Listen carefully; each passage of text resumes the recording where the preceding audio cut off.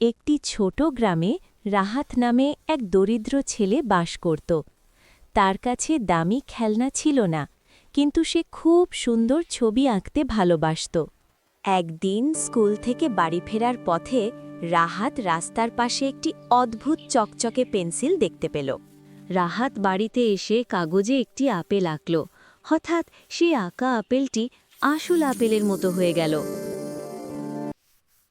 এটা জাদুর পেন্সিল। আমি যা আঁকি তাই সত্যি হয়ে যায়। অবিশ্বাস্য। মজার জিনিস আঁকা। সে খেলনা, মিষ্টি আর বল আঁকতে লাগলো। সবকিছু হারছে। রাহাত খুব খুশি হয়ে গেল। দেখ, তোদের জন্য খেলনা আর খাবার রাখছি। ওয়াও, এত সুন্দর হল্লা! একদিন গ্রামে খরা পড়ল। মানুষ পানির কষ্টে ছিল। বড় সিদ্ধান্ত।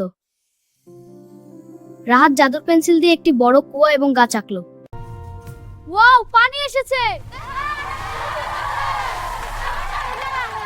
রাহাত বুঝল জাদুর শক্তি নিজের জন্য নয় অন্যদের সাহায্যের জন্য ব্যবহার করা উচিত নৈতিক শিক্ষা ভালো কাজ করলে সবাই সুখী হয়